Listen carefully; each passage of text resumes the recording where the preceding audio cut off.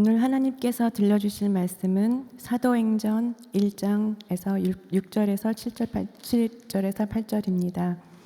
봉독하겠습니다.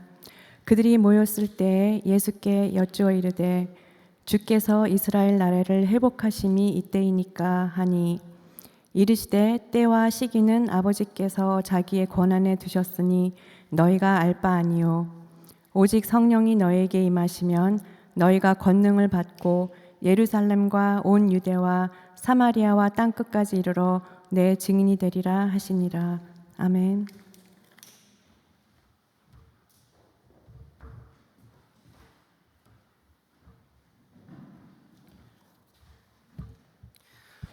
참 좋으신 우리 주님께서 주시는 평강이 여러분 모두에게 있기를 바랍니다. 같은 마음으로 여러분 옆에 있는 분들하고 다시 한번 인사해 볼까요? 주님의 평강이 당신과 함께 하기를 바랍니다.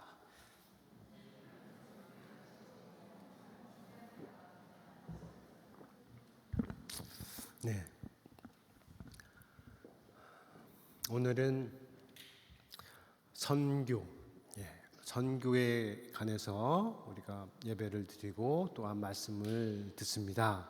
선교, 미션이라고 하죠. 여러 면에서 중요합니다. 선교는 모든 교회의 출발점이고 또 종착점이라고 할 수가 있어요. 그런 면에서 선교하지 않는 교회는 고인물처럼 썩기 마련이다 라고 말할 수가 있습니다. 그래서 흘러가는 물이 하는 것처럼 교회를 살아있게 하는 것이 바로 선교요 전도이다 라고도 말할 수가 있어요. 교회만 그런 것이 아니고 교회를 이루고 있는 개개인의 성도도 그렇습니다. 그리스도로 살아있는 삶이 있고요. 또 복음이 살지 못하고 고인물처럼 썩어가는 삶이 있다는 것이에요. 자, 이것을 오늘 선교의 두 방향으로 설명을 하고 전하려고 합니다. 하나의 방향은 뭐냐면 앞으로 나아가는 공간적인 움직임이에요. 그리고 또 하나의 방향은 밑으로 깊이 들어가는 시간적인 의미라 하는 것인데 여러분들이 이 두 가지를 모두 다 잘 이해할 수 있기를 바랍니다. 자, 첫 번째, 오늘 본문 말씀에 담긴 뜻이죠. 함께 다 읽어보겠습니다. 시작. 오직 성령이 너희에게 임하시면 너희가 권능을 받고 예루살렘과 온 유대와 사마리아와 땅끝까지 이르러 내 증인이 되리라. 자, 여기서 땅끝을 말씀을 하세요. 이것은 공간적이고 지리적인 의미에서 땅끝을 말하는 것입니다. 그런 면에서 선교의 첫 번째 방향이라고 부를 수가 있어요. 예수 그리스도의 복음이 예루살렘부터 시작해서 세상 끝까지 계속 뻗어 나가는 것이에요. 자, 예루살렘을 떠나지 말고 아버지께서 약속하신 것을 받기까지 기다리라 하는 말씀을 들은 제자들이 정말로 약속하신 말씀대로 성령을 받았고 그리고 예루살렘에서 시작해서 유대와 사마리아를 지나 땅끝을 향하여 가며 복음을 전하는 자들이 되었어요. 또한 복음이 전파되는 곳에서는 어디든지 예수 그리스도를 믿는 사람들이 나타났고 또 그들 가운데 복음을 들고 밖으로 나아가는 복음 전도자들이 또 나타났습니다. 지금도 그렇죠. 수많은 선교사님들이 온 세상 곳곳에 흩어져서 복음을 두고 계속 나아가고 있습니다. 리칭 아웃을 계속 하고 계신 거죠. 자, 이것이 오늘 전하고 싶은 선교의 첫 번째 방향입니다. 오늘 찬양할 때 가사처럼 모든 열방이 주 볼 때까지 계속 나아가는 거죠. 자, 두 번째 방향, 선교의 두 번째 방향이 있어요. 오늘 설교의 중심 주제이기도 합니다. 자, 마태복음 28장을 가볼까요? 28장 19절, 20절의 말씀인데 우리가 한 번 더 같이 읽어보겠습니다. 시작. 그러므로 너희는 가서 모든 민족을 제자로 삼아 아버지와 아들과 성령의 이름으로 세례를 베푸고 내가 너희에게 분부한 모든 것을 가르쳐 지키게 하라. 볼지어다 내가 세상 끝날까지 너희와 항상 함께 있으리라 하더라. 자, 여기서도 주님께서 세상의 끝을 말씀을 하시죠. 그런데 이 세상의 끝은 앞에 것과 다르게 공간이 아니라 시간의 의미로서 끝이다 하는 것이에요. 그리고 이 말씀에서는 단순히 나의 증인이 되리라 라고만 말씀하시지 않고 더 나아가서 어떻게 말씀하셔요? 가라 모든 민족을, 다시 말해 모든 사람을 제자로 삼으라. 아버지와 아들과 성령의 이름으로 세례를 주라. 내가 너희에게 분부한 모든 것을 가르쳐서 지키게 하라 하는 내용을 담고 있어요. 자, 복음이 퍼져서 전파될 때에 무슨 일이 일어나는지를 알려주시는 말씀입니다.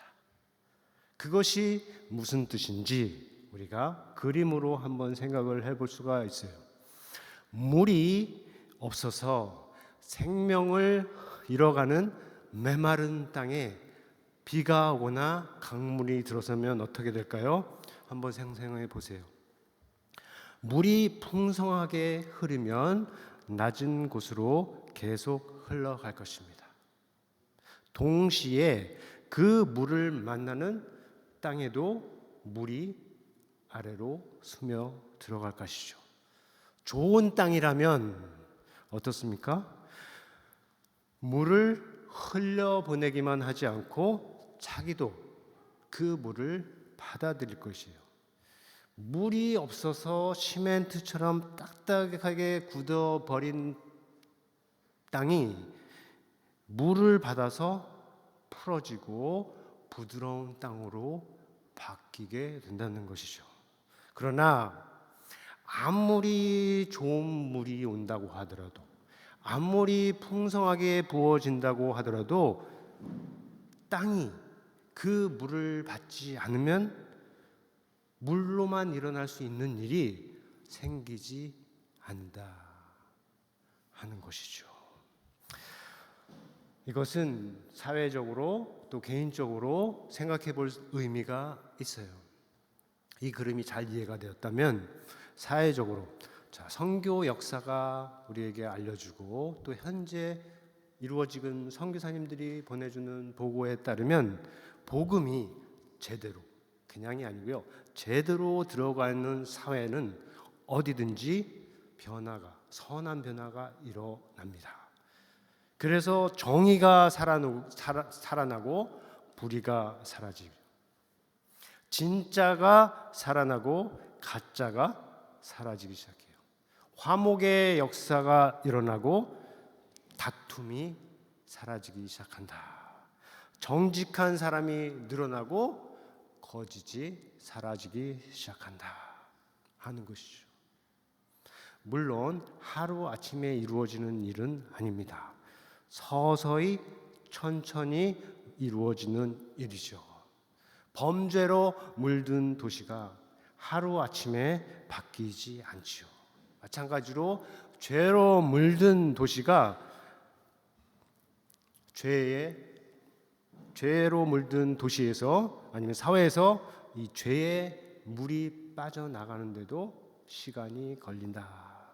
아주 오래 걸린다. 그러나 방향만 제대로 됐으면 괜찮다.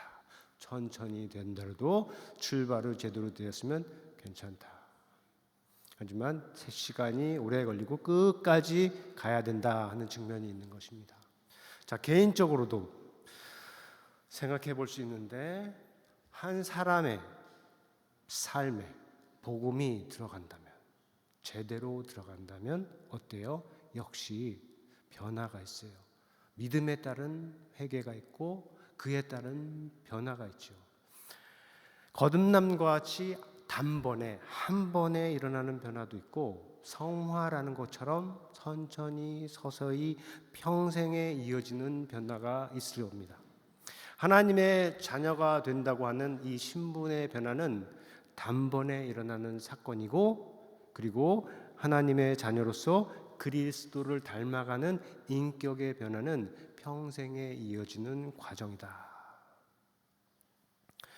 자, 그래서 자신이 주인이 된 삶에서 하나님이 주인이 된 삶으로 바뀌는 것, 돈을 사랑하는 사람에서 하나님을 사랑하는 사람으로 바뀌는 것, 세상을 쫓아가던 사람이 예수 그리스도를 따르는 사람이 되는 것, 이런 모든 것들은 주님을 다시 만날 때까지, 주님이 다시 오실 때까지 계속 이어지는 평생의 변화이다 하는 것이죠.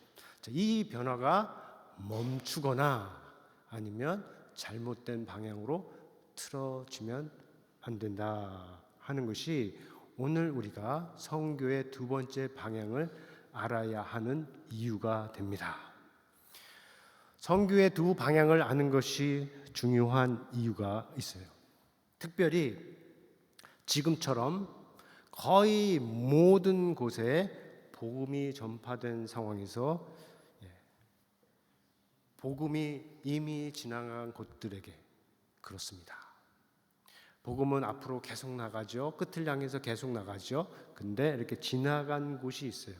이 지나간 곳에서 중요한 것이 첫 번째 방향만 알면 안 되고 바로 두 번째 방향을 알아야 한다는 거예요.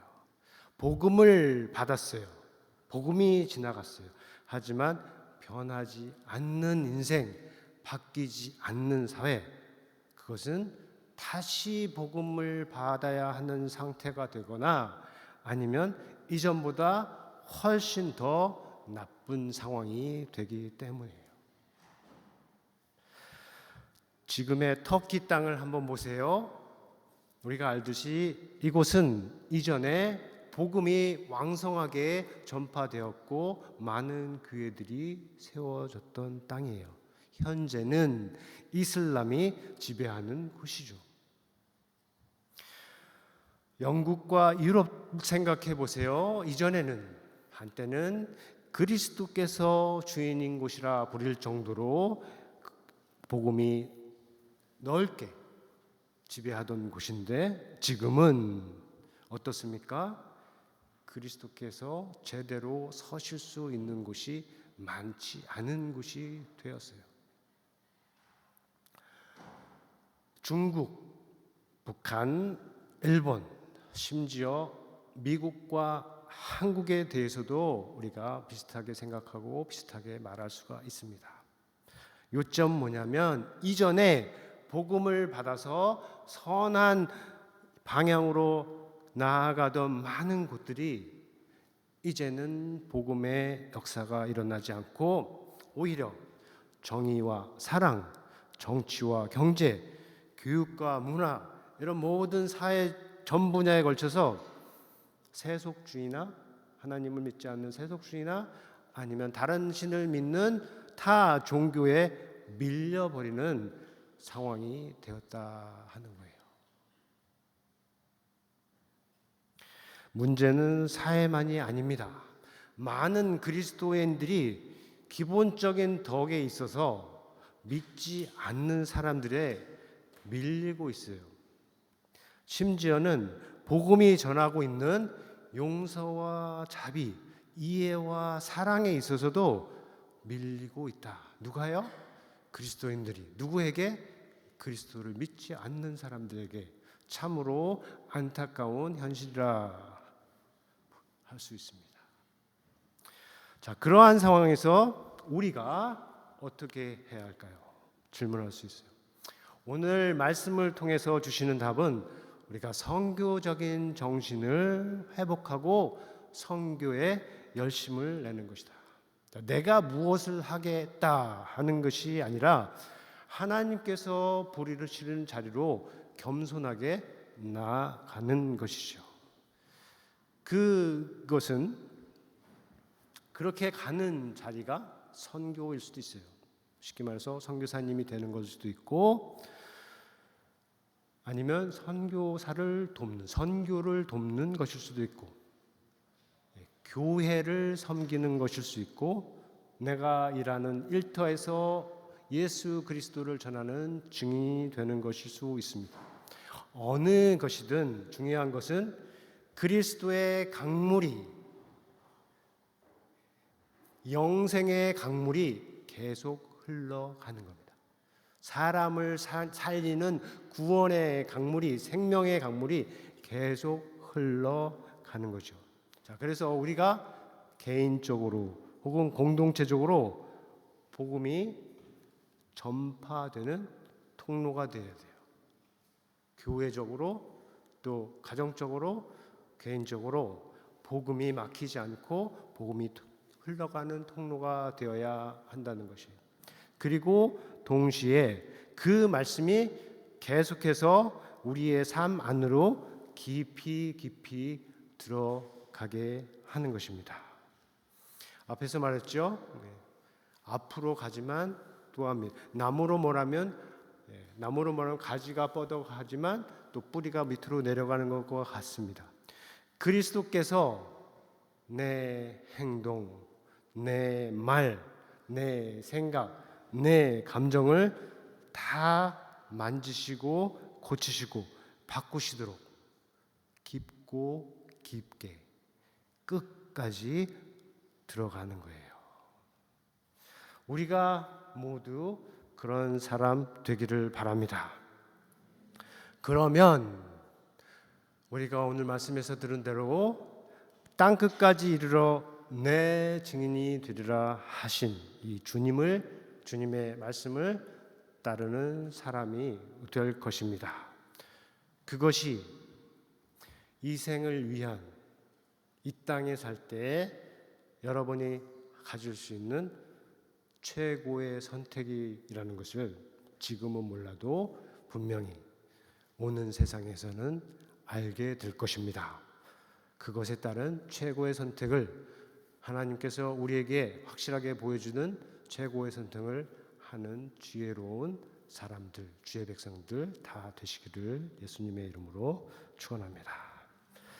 우리가 들은 말씀 생각하면서 거듭의 기도를 그래도 시간을 갖기를 바랍니다.